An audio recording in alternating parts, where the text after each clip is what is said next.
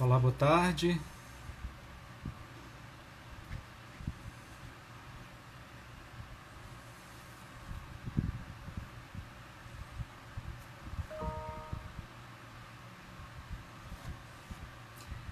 Olá, boa tarde. Sejam todos bem-vindos a mais uma live do Ministério Público do Estado do Ceará. Hoje vamos ter um assunto super importante, que é justamente a atuação do Ministério Público durante essa pandemia da Covid-19. Vamos aqui convidar o nosso, o nosso palestrante, Dr. Enéas Romero, promotor de justiça.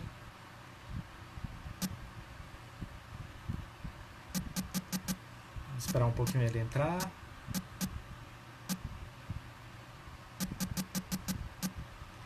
Guardando um pouquinho. Olá, Daisy, Carol, Pablo, Shirley, Marcos Amaro, sejam todos bem-vindos. Lívia,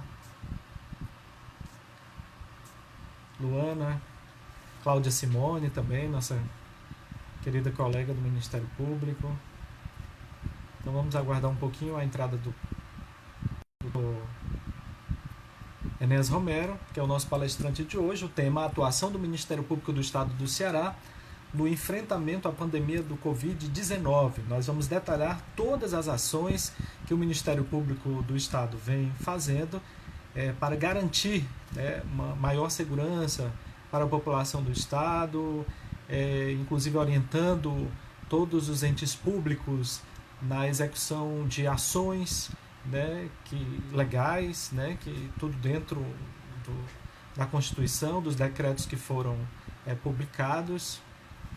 Vamos ver aqui, doutor Enéas, esperando o doutor Enéas entrar.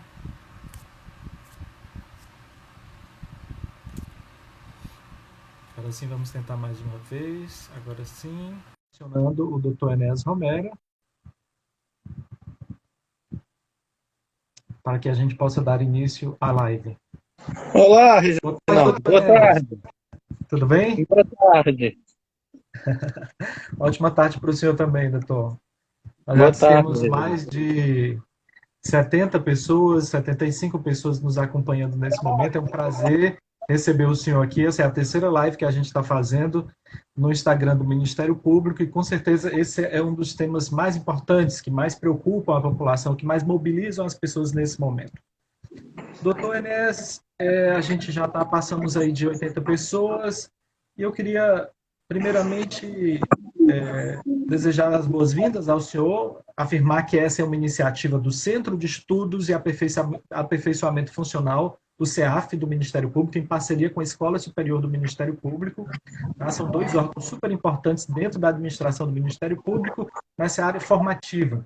Tá? Então, com o apoio da escola e do CEAF, nós estamos, na verdade, com a iniciativa desses dois órgãos, nós estamos realizando essas lives.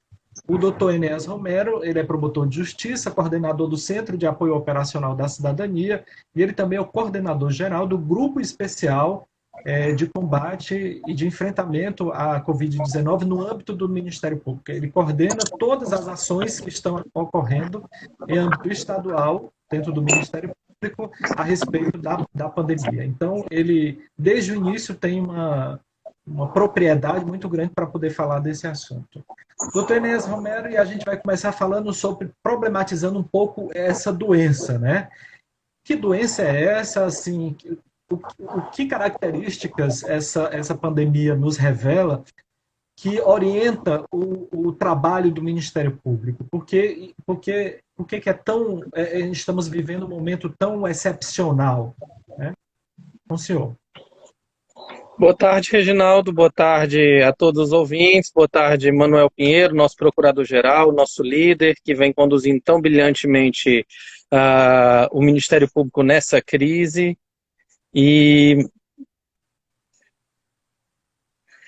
Eu vou começar então aqui fazendo algumas observações para responder à tua pergunta. Antes eu queria começar dizendo que esse é o momento da gente procurar cada dia mais a ciência, nosso conhecimento e nossas ações precisam ser guiadas pela ciência, e a arte também, porque nesse momento de tanta dificuldade, de tanto isolamento, a gente precisa também de arte para acalentar a alma.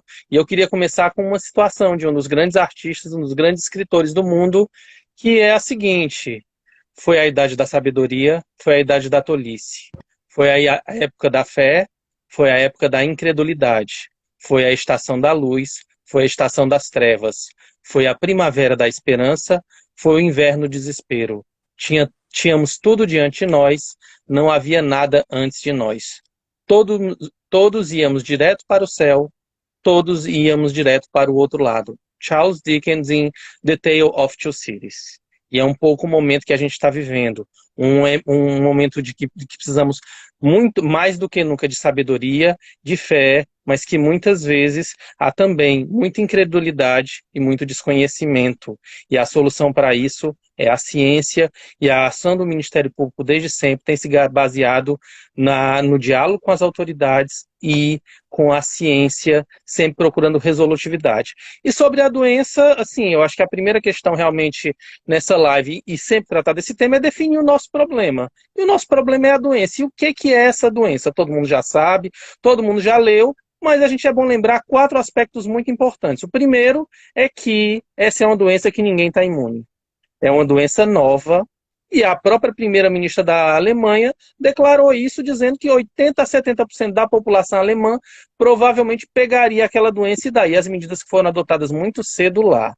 O segundo é que o número de internações hospitalares ele é muito alto. Chega a ser a 20% em alguns.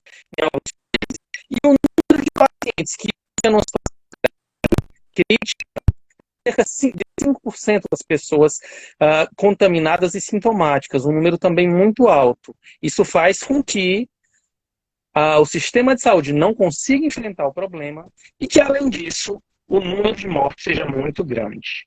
E para a gente entender melhor isso, é bom também a gente conhecer um pouco das estatísticas. No Brasil, segundo o boletim epidemiológico de ontem, do Ministério da Saúde, já faleceram, infelizmente, 1.924 pessoas até hoje. E esse é o dado provisório, porque esses dados, na verdade, estão sendo checados todo dia, porque ainda não havia uma metodologia pronta para tudo isso. Isso não é um problema só do Brasil. Vejam, por exemplo, o problema da Catalunha. Lá, essa semana, refizeram os dados e o número de mortes aumentou em 3.242 pessoas, e isso na Espanha. Outro problema grave é o problema do que se chama tecnicamente de prevalência. É saber até agora quantas pessoas foram efetivamente contaminadas.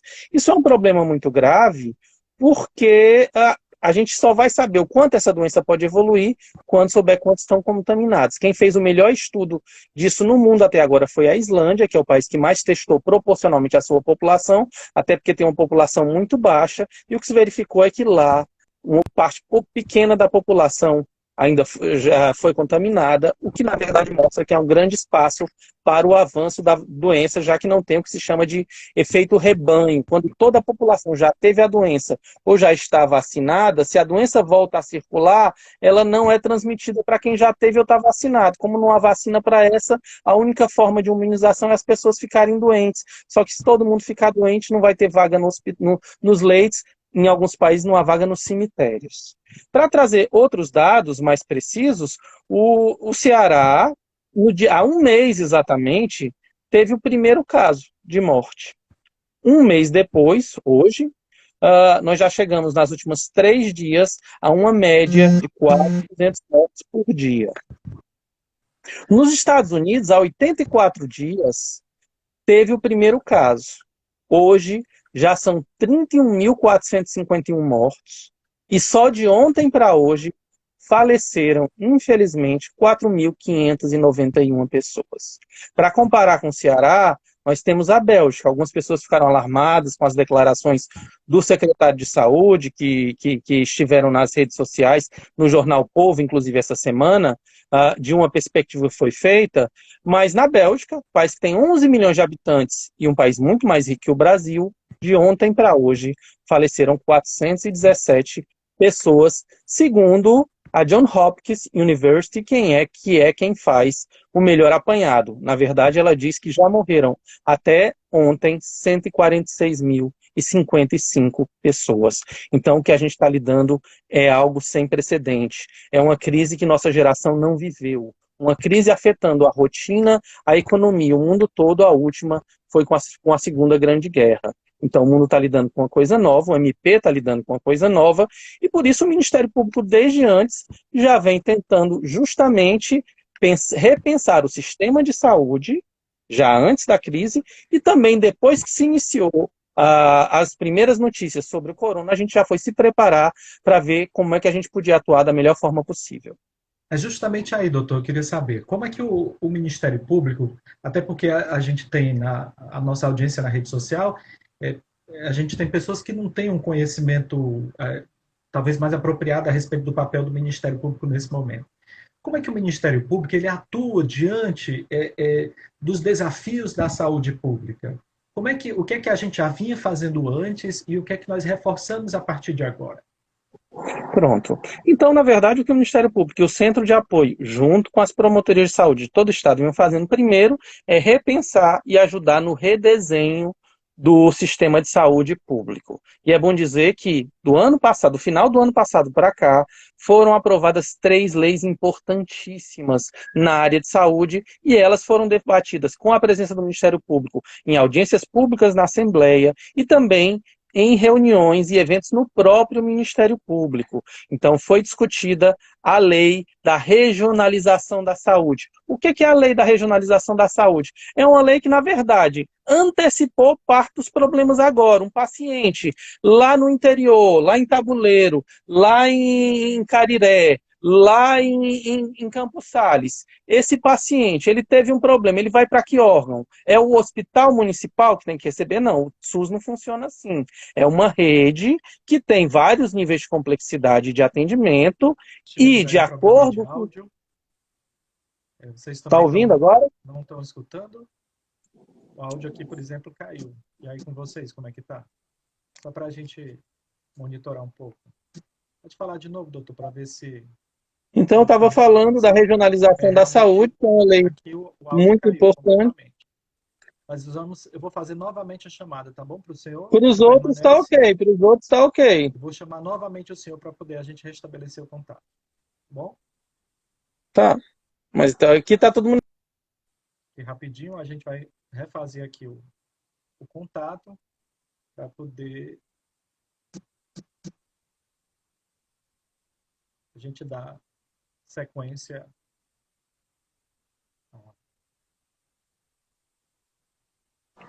Oi? Okay. A gente estava falando da regionalização, então uma lei que reordena o sistema para que não haja vazios assistenciais, para que toda a população possa ser atendida, porque o sistema tem que funcionar como um sistema. Então, nem todos os hospitais, nem todos os municípios têm condições de prestar, por exemplo, um transplante. Não é todo mundo que pode fazer. Então, de acordo com o nível, a rede precisava ser reestruturada. Isso foi iniciado e o Ministério Público participou. Outra questão importante, que agora vai se tornar ainda mais atual, é a recente lei do Fundo Saúde, que cria uma fundação para acabar com a precarização e garantir uma profissionalização e um treinamento melhor dos profissionais de saúde, uma lei também muito importante. E a terceira lei que foi aprovada é a lei que regula a autoridade reguladora da qualidade do serviço, que vai obrigar a publicização dos dados. Então, tudo isso vinha sendo discutido no Ministério Público. Outro problema muito atual e que está surgindo já agora é a questão da Central de Regulação de Leitos. Houve um evento de um dia todo na Procuradoria com os maiores especialistas do Brasil e com a Secretaria de Saúde para procurar soluções para como é que a Central de Leitos, quer dizer, o local que diz um paciente que precisa de uma vaga num hospital, para que hospital ele vai, como é que ela pode se estruturar melhor, definir os protocolos dela. E outra questão que tem sendo muito discutida é a questão do financiamento. Pouco antes da crise, a gente fez um evento com uma das maiores especialistas aqui do Estado, para justamente discutir como é que é o financiamento e evitar desvios e garantir que a verba chegue no lugar certo. Isso são algumas das questões em saúde, e isso feitos há muitos anos pela doutora Isabel Porto, que está no Centro de Apoio e que vem fazendo um trabalho, inclusive coordena a Comissão Nacional nessa área, pelo colega Hugo Porto, que também estava no Centro de Apoio e que atualmente está também no GT e que fez um trabalho muito importante também. Então, essa não é uma discussão nova no Ministério Público. E os diversos promotores da saúde de Fortaleza, como as doutora Isabel, doutora Lucia, as do interior, doutora Karim, doutora Alessandra e muitos outros colegas. Eu perdoo se esqueci alguns, certamente esqueci, mas tem muitos colegas fazendo um excelente trabalho há muitos anos na área de saúde. E em relação ao corona, aí sim já começaram a ser adotadas algumas medidas mais concretas. A primeira delas foi já em janeiro, a Promotoria de Saúde, doutora Ana Cláudia, pediu o plano de contingenciamento do Estado e município. E em 27 de fevereiro, ela, eu, a doutora Isabel, a doutora Luci, participamos de uma reunião de várias horas na secretaria para discutir justamente o plano do Ceará. Isso aí em fevereiro, quando já não se falava tanto da questão do coronavírus. Em seguida, a gente discutiu também a questão dos exames e viu que havia alguns problemas. Dentre esses problemas, que os dados estavam centralizados no Ministério da Saúde, que apenas 3 hospitais faziam o exame. O atraso dos exames se deve a esse problema lá atrás. Não foi comprado reagente, não foi passado para os estados não tinham nem treinamento, nem reagente para fazer, e na verdade isso começou a ser feito já quando a crise tinha iniciado, o que dificultou muito. Lá atrás a gente tentou resolver, mas infelizmente à época, o Ministério da Saúde não agiu com a agilidade que era necessária, e aí depois o que aconteceu é que a situação se agravou, porque passou a haver uma corrida mundial por reagentes, uma corrida mundial pelos exames, o preço subiu, e hoje a gente está concorrendo com o mundo todo. Então a gente continua discutindo essa questão dos exames, fizemos inclusive um evento no Ministério Público com a chefe da epidemiologia do Estado, secretária executiva, a Magda, e ela explicou todas as questões técnicas. O ideal é que haja mais exames, e a gente vem trabalhando para isso, mas há algumas limitações, a principal delas é a falta de reagente, porque no Brasil apenas Manguinhos produz, e ele vem dando uma quantidade muito pequena para o nosso estado. Por exemplo, é uma quantidade, e isso está no boletim epidemiológico da União, do Ministério da Saúde, dizendo que o Ceará recebeu, por exemplo, menos de 10% dos reagentes que recebeu, por exemplo, o estado de São Paulo. Em seguida, outra questão trabalhada foi a questão do contingenciamento dos municípios. No dia 12 de março, a gente verificou que havia uma situação muito grave, porque os municípios não estavam fazendo seu plano de contingenciamento. A partir daí, o procurador-geral fez um ofício e requisitou que fossem apresentados em menos de uma semana. Todos os municípios apresentaram, depois da requisição do Ministério Público e a articulação junto com a Prece, com o COSEMES, o seu plano de contingenciamento. Por que ele é tão importante? Ele é importante porque é o plano de contingenciamento que diz como é que o município vai participar e agir nas situações. Teve um paciente que está lá, para onde é que ele vai? Para qual unidade hospitalar? Quais os protocolos? Isso também foi feito. Outra questão já discutida desde o começo é a ampliação da rede de saúde, a ampliação dos leitos. E já em fevereiro foi dialogado com a Secretaria de Saúde do Estado a possibilidade de requisição de equipamentos particulares. Esse é um poder que o Estado e o município têm numa situação como essa, e isso foi solicitado por ofício, e a Secretaria acabou fazendo a requisição do Hospital da 20, que já está aberto, já está as UTIs dele praticamente lotadas. A gente tem que ver como está o dado hoje, porque esses dados são dinâmicos, mas se não fosse por ele, a nossa situação estaria muito mais grave. Além disso, a gente foi atrás também, porque o primeiro problema, a primeira crise aqui foi na rede privada. Porque os pacientes, na verdade, os primeiros pacientes, as primeiras pessoas, foram todas pessoas que tinham voltado de viagem, e viagem para o exterior. Portanto, eram pessoas de classe média alta. E o que aconteceu foi que os hospitais privados começaram a encher. Antes que eles enchessem, o que o Ministério Público verificou é que eles não tinham se preparado. Eles não tinham separado ala, eles não tinham feito um protocolo. E a gente primeiro fez uma reunião na CESA, em seguida, como eles não cumpriram o que foi recomendado pela Secretaria de Saúde do Estado, o que foi recomendado pelo Ministério Público, nós fizemos uma recomendação formal. E a partir daí, e as pessoas que trabalham na rede hospitalar conhecem o que aconteceu foi que os hospitais se prepararam, alguns, por exemplo, reestruturaram, deixaram de receber partos e colocaram em outro hospital. A gastroclínica, por exemplo, estava com alguns problemas e ela resolveu estabelecer um protocolo próprio para não misturar as grávidas, dos demais pacientes que não estão com Covid. Então, foi definido um protocolo para lá também. A questão da circulação, a questão da suspensão das cirurgias eletivas que podem ser suspensas, porque tem aquelas eletivas graves que têm que ser realizadas. Se a pessoa está com uma doença grave e tem uma eletiva marcada, ela deve ser realizada. Agora, se a pessoa, por exemplo, vai fazer uma cirurgia plástica, não faz sentido, em meio a uma crise dessas, ficar com uma vaga de hospital ocupada para que a pessoa faça uma cirurgia plástica, o que é todo o direito dela, e eu respeito, e todo mundo deve respeitar o direito dela de fazer, mas não é o momento, ela pode esperar um pouco mais para deixar essa vaga no leito para o paciente que realmente precisa, seja pela Covid, seja pelas demais doenças, porque as pessoas não vão deixar de ficar doentes, inclusive elas devem procurar um hospital. Um paciente que está sentindo algo, que pode achar que pode ser um infarto, deve procurar a rede de saúde tem que continuar funcionando nas duas frentes, porque a gente tem que evitar a morte, independente de qual seja a causa. Outra atuação importante do Ministério Público foi em relação à questão dos EPIs, que é uma discussão que vem sendo muito discutida.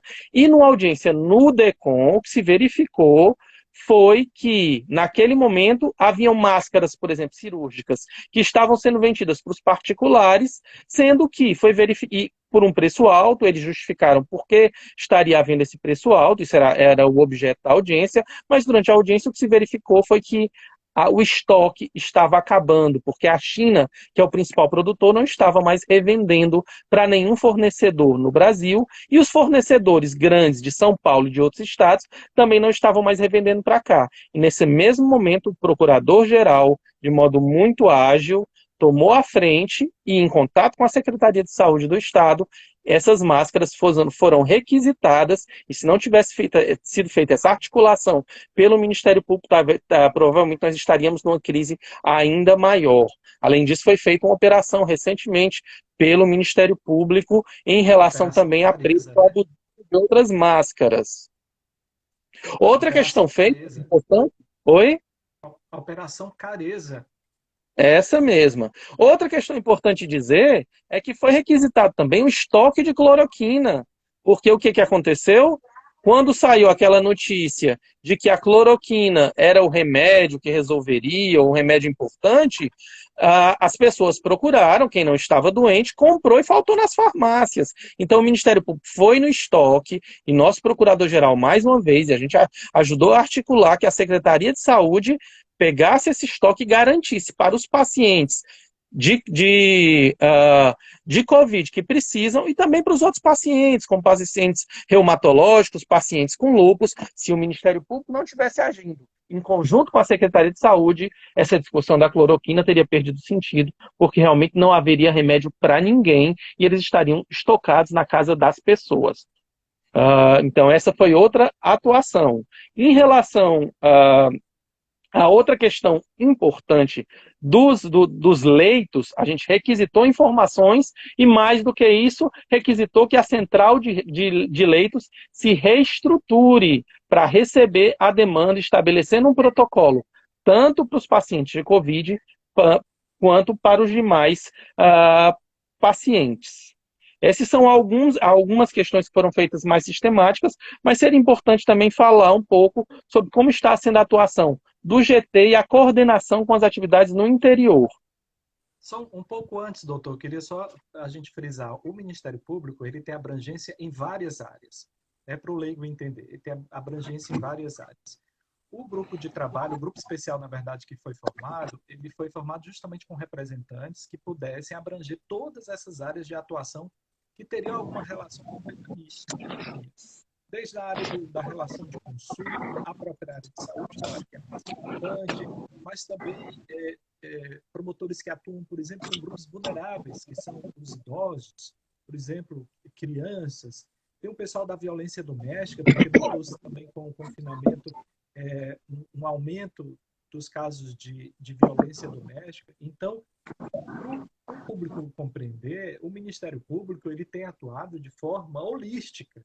quer dizer, em várias frentes de trabalho, tanto lá na ponta, nos municípios, nas comarcas, onde o promotor ele faz diversas recomendações aos entes públicos, aos entes privados, mas também aqui, por exemplo, em Fortaleza, nos centros, no caso dos diversos centros de apoio que estão ajudando, né, o próprio procurado, a própria Procuradoria-Geral de Justiça, quer dizer, existe uma articulação estadual complexa para poder atacar esse problema em várias frentes. Isso é importante ser dito, né? Com certeza, na verdade, esse é um ponto que a gente ia começar a abordar e foi muito bem lembrado por você, a questão de uma atuação transversal. Eu comecei falando das questões de saúde, porque são as questões que mais têm afetado e interessado e que exigiram uma atuação no primeiro momento, mas, em seguida, a questão importante é que a gente precisa procurar proteger todas as pessoas e garantir o direito de todas elas. Então, o Ministério Público, ele vem trabalhando desde a crise, em parte dele, em teletrabalho, mas ele vem trabalhando e está disponível para toda a população, seja por telefone, seja por e-mail, e aí nós temos um contato em todas as comarcas.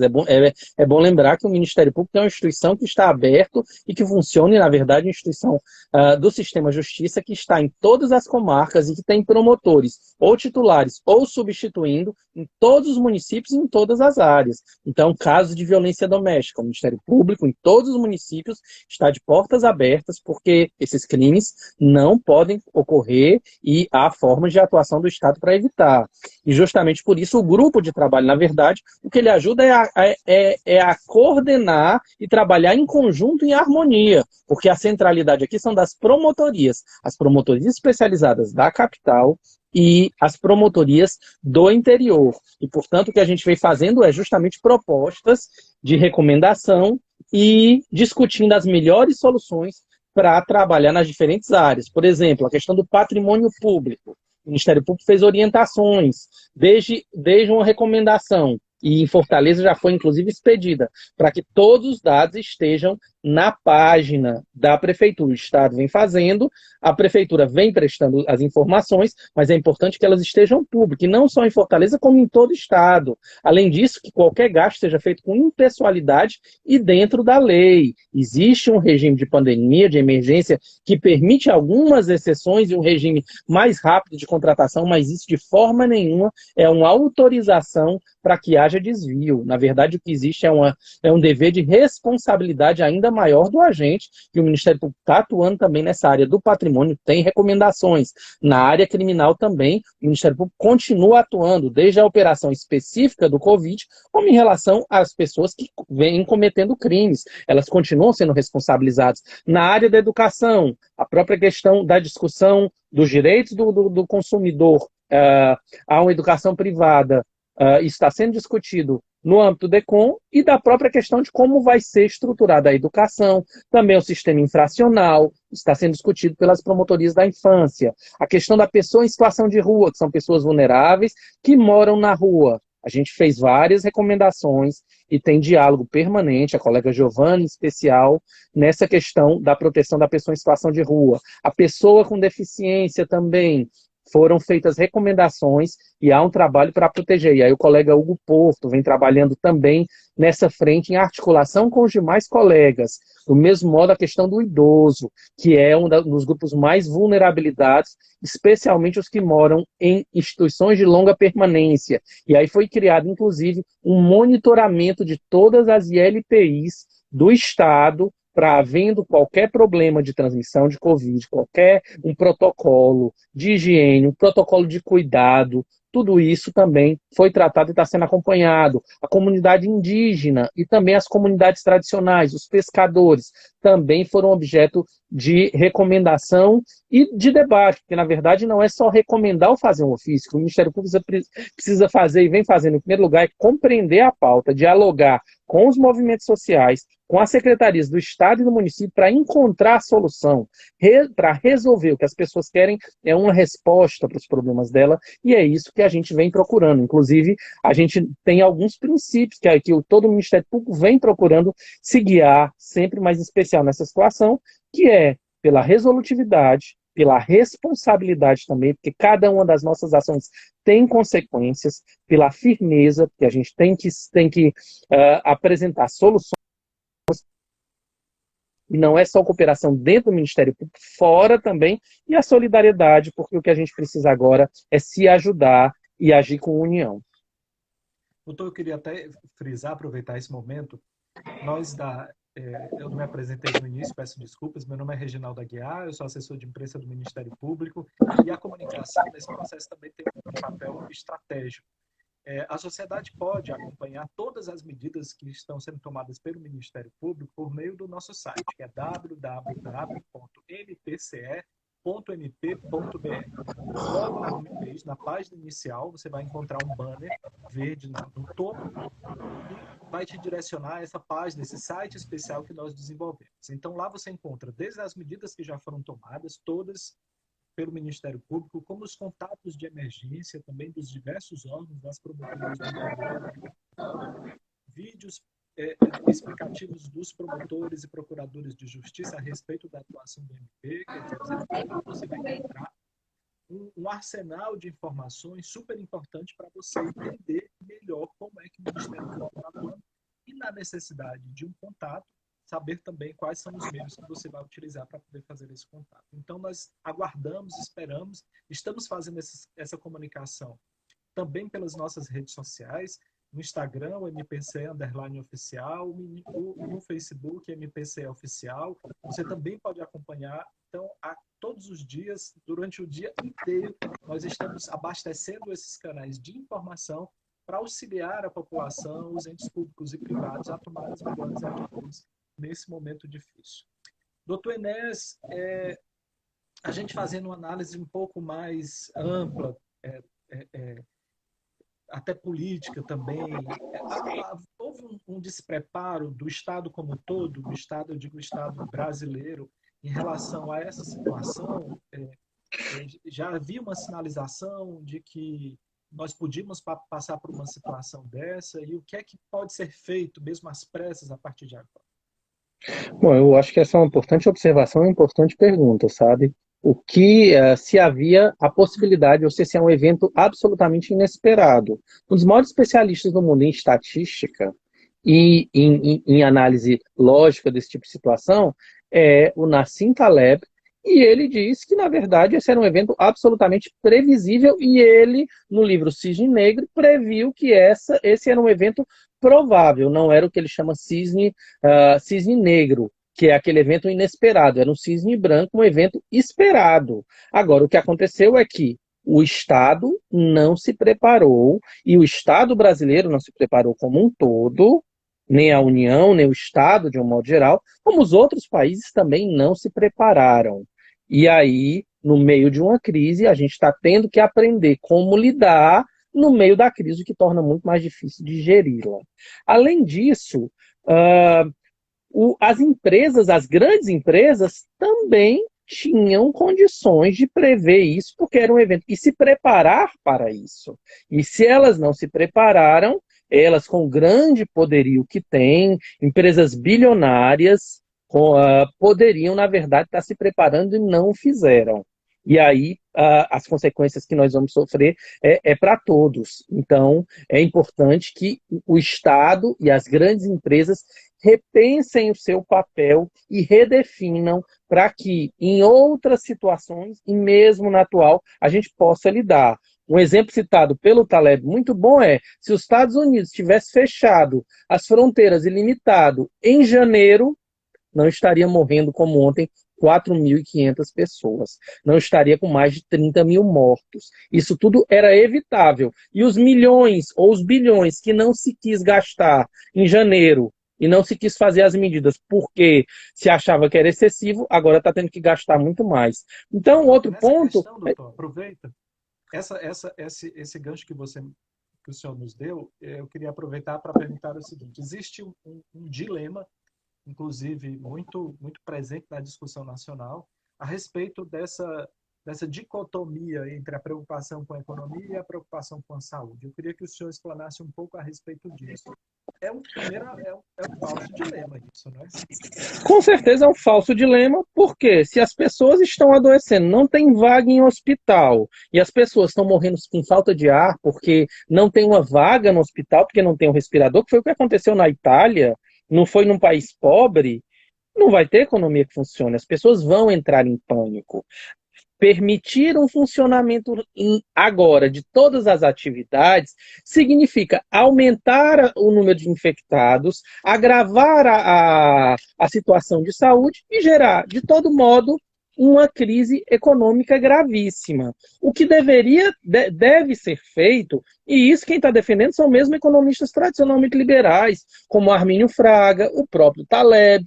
O que eles defendem? Uma intervenção maior da União. E, na verdade, do Estado Nacional. Isso no Brasil e em outros estados. E isso para ajudar as pessoas que estão desempregadas, as pequenas empresas, quem está passando por grandes dificuldades, porque não se preparou nem tinha como se preparar. Porque as grandes corporações e o Estado tinham como se preparar. Agora, o Estado tem condições, porque ele controla a moeda, ele faz a política econômica, ele emite títulos, e isso quem está dizendo são alguns economistas liberais. Então, é necessário, e na verdade, retardar as medidas foi o que alguns países fizeram. É o caso dos Estados Unidos, que claramente fez isso, e hoje está aí com 4.500 mortos. A situação do nosso Estado e do nosso país, ela é grave, mas ela seria muito mais grave se não tivesse havido o isolamento. Todo mundo viu o exemplo do prefeito de Milão, que disse que Milão não podia parar, e apareceu 2, 3 semanas depois, desesperado, arrependido. Tudo que vem sendo pesquisado mostra justamente que é necessário um isolamento social amplo atualmente, e que se ele não for feito agora, ele acaba sendo feito no momento de uma grande tragédia, com muitas mortes, que é o que a gente evitar. E se tiver que errar, que seja pelo excesso, para proteger a vida. O primeiro objetivo tem que ser proteger as pessoas e proteger a vida. Quem não o fez até agora, no mundo todo, está arrependido. Essa é a questão do segundo falso dilema, né? Isolamento horizontal versus isolamento vertical. A gente, nesse momento, não tem escolha ainda, né? Não tem essa possibilidade. Não tem, por várias razões. A primeira delas é que a gente não sabe quanto por cento da população está contaminada, nem tem como saber porque não tem teste, e não tem teste porque não tem reagente, porque os poucos países que produzem têm os reagentes do mundo todo e estão fazendo para eles mesmos. É o caso da Alemanha, é o caso da China. Então a gente não tem possibilidade de testagem, não existe uma cura, não existe vacina, não existe até agora um medicamento realmente eficaz.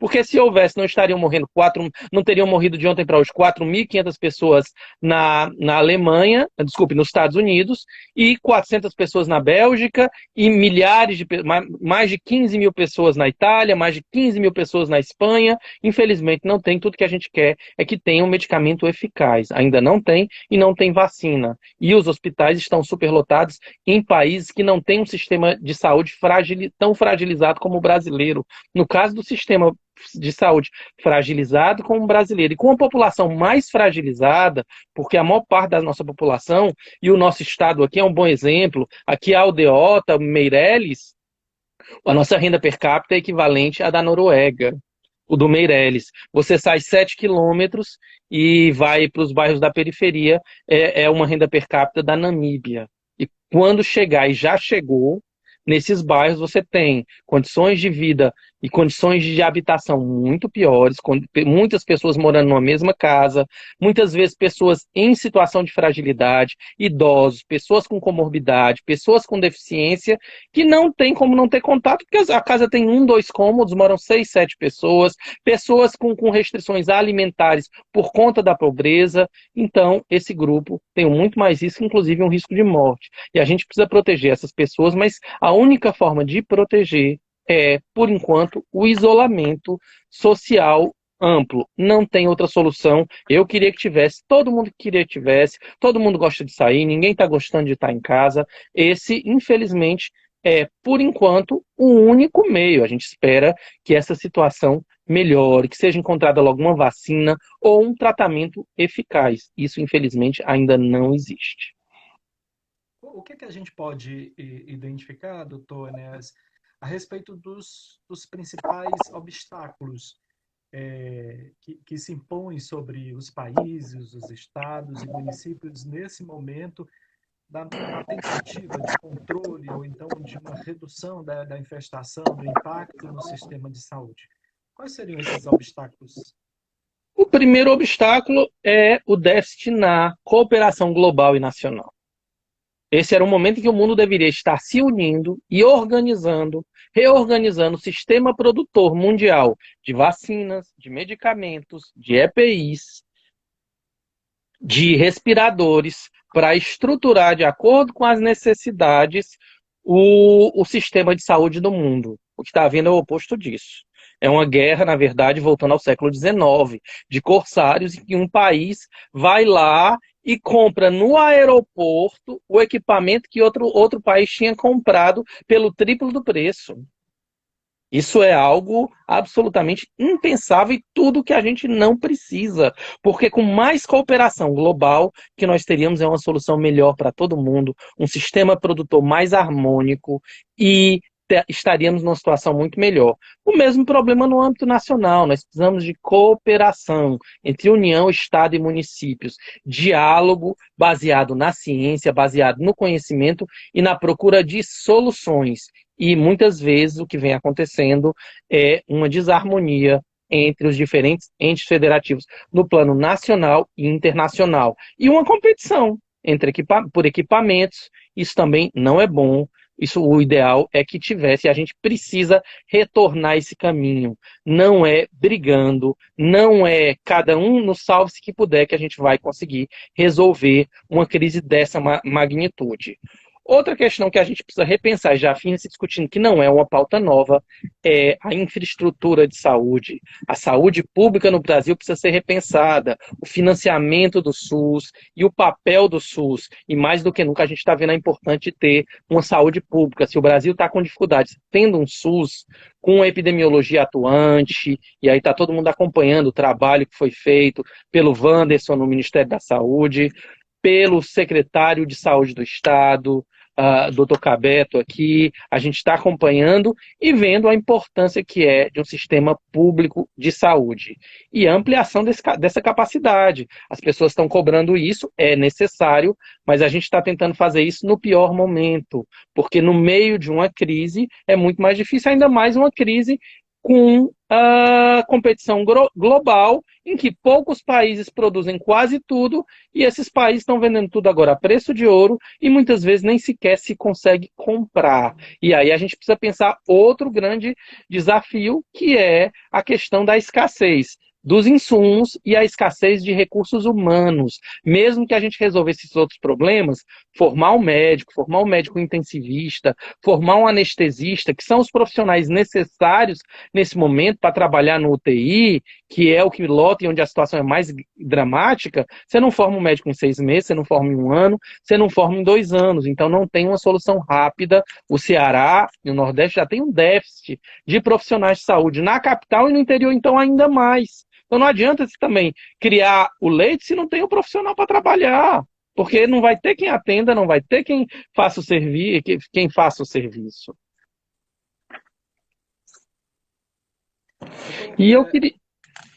Em relação à questão da crise econômica, inclusive a gente já estou vendo aqui alguns comentários na live, existe uma pressão, digamos, social muito forte, inclusive alguns grupos incentivando a realização de carreatas, num ato até criminoso, eu diria, né, para a reabertura do comércio de qualquer maneira nesse momento. Mas o que a gente pode indicar para a sociedade? O que é que o Ministério Público, como é que o Ministério Público tem se preocupado com essa questão da economia? A preocupação da economia, ela na verdade está junto da saúde. Aqui é uma falsa separação. Essa ideia de abrir o comércio, o que aconteceria se houvesse uma abertura generalizada do comércio? Aumentaria o contato social, a contaminação aumentaria e nós teríamos mais mortos em breve.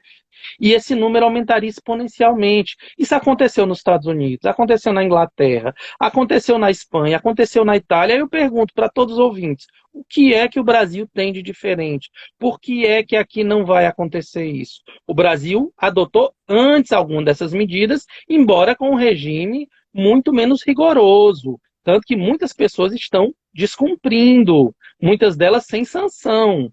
Mas uma aglomeração é um crime. A questão de fazer passeatas, carreatas agora, exercer até atividade religiosa coletivamente, presencialmente, é colocar em risco um fiel, um padre, um pastor, um representante de qualquer igreja que faz uma reunião dessas, está colocando os fiéis em risco. E é dever deles dar o conforto espiritual, mas também garantir a saúde das pessoas. E o Ministério Público recomendou que não fossem feitas essas carreatas, essas passeatas, como medida excepcional apenas para garantir a saúde, até porque o Ministério Público é historicamente o maior defensor das liberdades civis, que vão continuar existindo e vamos continuar defendendo. Mas agora a gente precisa ter algumas restrições justificadas constitucionalmente que foram adotadas no mundo todo. Foram adotadas na Argentina, nos Estados Unidos, na Inglaterra, na França, na Espanha. Inclusive, nos próximos dias a gente vai fazer algumas entrevistas com professores internacionais para justamente esclarecer como é que é a regulamentação dessa matéria lá. Então, o que a gente conclui aqui em relação à questão da crise econômica é que é legítima essa preocupação, as pessoas têm um motivo, sim. Esse é o momento de todo mundo apertar o cinto, procurar o Estado cumprir o seu papel de ampliar a sua participação para garantir que as pessoas não passem maior dificuldade, mas liberar agora significa arriscar as pessoas e mais tarde fechar com uma situação muito mais grave, que é o que todo mundo viu que aconteceu nos Estados Unidos. Não se quis fechar e hoje você teve, de ontem para hoje, 4.500 mortos. Basta ver, é público esse dado. Algumas pessoas comparam, por exemplo, com a Suécia, um país com população mínima, riquíssimo, todo mundo mora sozinho. Não é o perfil do Brasil, não é uma comparação adequada metodologicamente. E a gente não pode, em termos científicos, pegar um exemplo e tentar universalizar.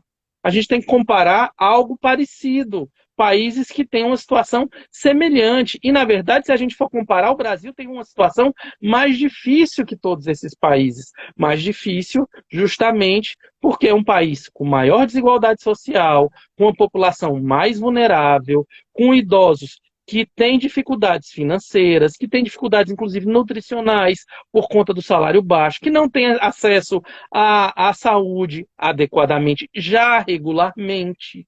Pessoas, muitas vezes, que já se encontram doentes e que não têm o acesso necessário. Então, aqui, a tendência é que haja um percentual muito maior de mortes. Outra coisa importante explicar tecnicamente é lembrar, olha, a questão do crescimento geométrico ou não.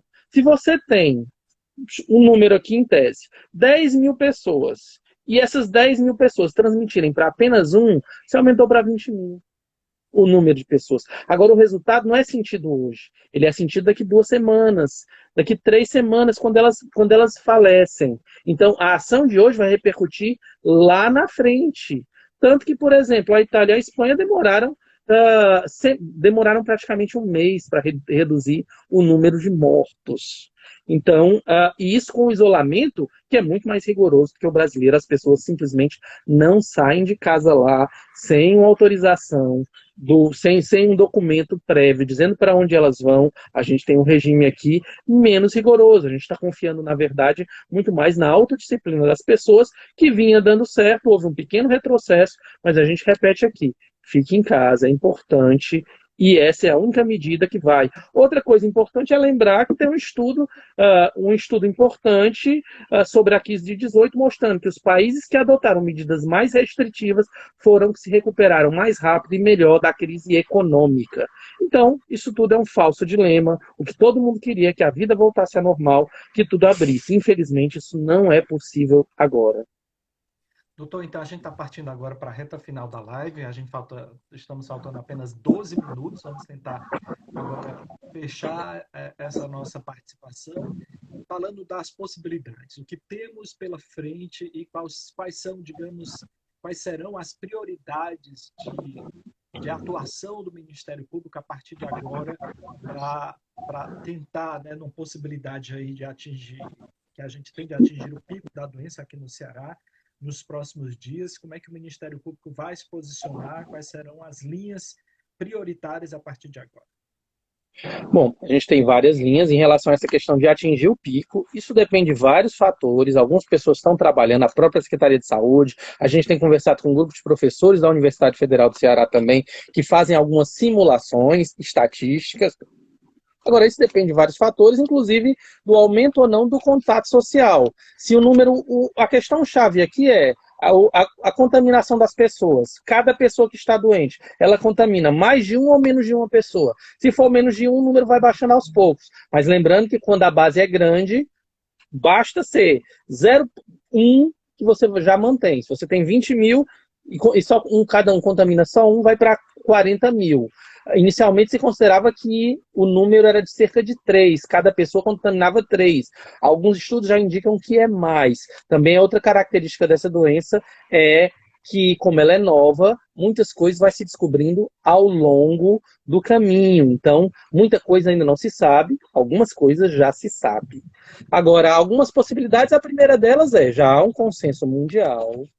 A Ásia foi o primeiro que liderou isso, da necessidade do uso universal de máscara. A gente precisa amadurecer para que todo mundo saia de máscara quando for necessário, enquanto tiver o isolamento, quando for necessário ir ao supermercado, à farmácia, quem precisa trabalhar, vá de máscara. O Ministério Público já fez 2 recomendações. Uma para os fornecedores, quer dizer, os empregados que trabalham, que prestam um serviço numa relação de consumo, eles têm que usar máscara para se proteger e para proteger o consumidor, e o mesmo em relação ao serviço público, estadual e municipal, mas o ideal é que isso seja ampliado para todas as pessoas. Essa é uma possibilidade, eu diria até uma necessidade. Outra necessidade é a reestruturação do SUS e do Estado.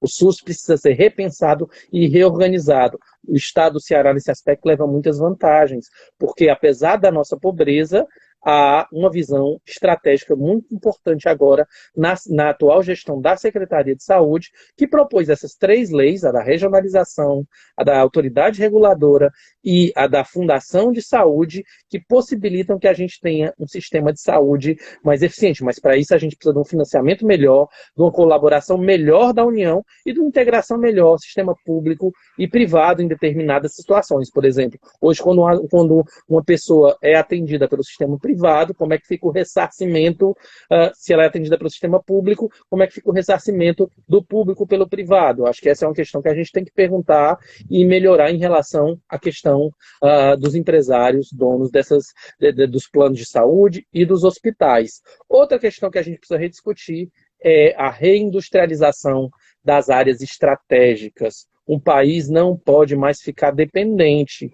Um produto aparentemente simples, como uma máscara cirúrgica, a gente está com dificuldade de produzir. Isso mostra uma fragilidade do nosso sistema econômico e o Estado tem que ter um papel de fomentador, não de gestor direto, mas de fomentador e de organizador, porque senão a gente fica à mercê e o ideal é que haja, já de agora, uma reestruturação parcial do parque industrial para que a gente tenha os equipamentos para manter a vida das pessoas. A gente também precisa aprender a trabalhar junto e trabalhar de modo cooperado. Essa crise mostra que ninguém é adversário de ninguém. Nós todos estamos no mesmo barco, estamos sim. Claro que cada um com uma posição diferente. Num barco, o capitão tem um papel, o cozinheiro tem outro, nem todo mundo. Mas está todo mundo em risco. Essa doença não discrimina, ela pega ricos, ela pega pobres. É verdade que as pessoas em vulnerabilidade são ainda mais suscetíveis,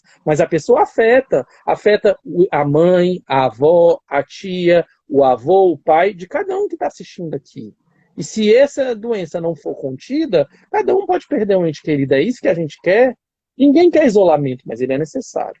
Outra questão importante é valorizar a ciência e o conhecimento.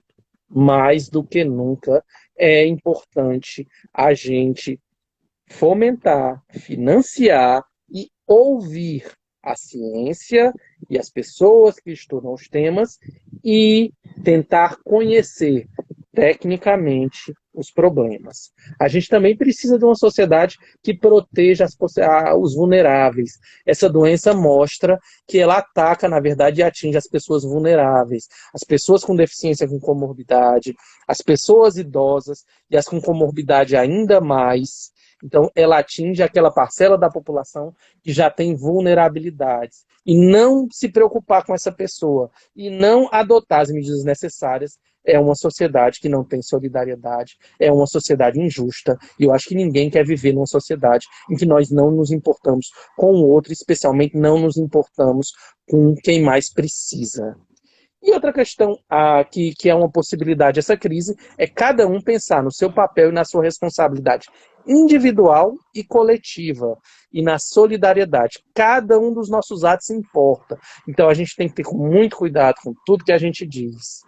Tentar ser mais comedido, tentar ser mais equilibrado, tentar ouvir mais e tentar realmente procurar soluções para essa crise.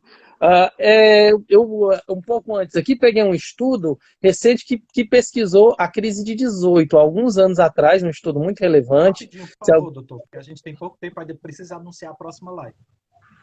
Pronto. Então, o que esse estudo diz justamente é que, de alguns anos atrás, é que haveria uma nova epidemia, mas que o mundo não estava preparado para essa epidemia.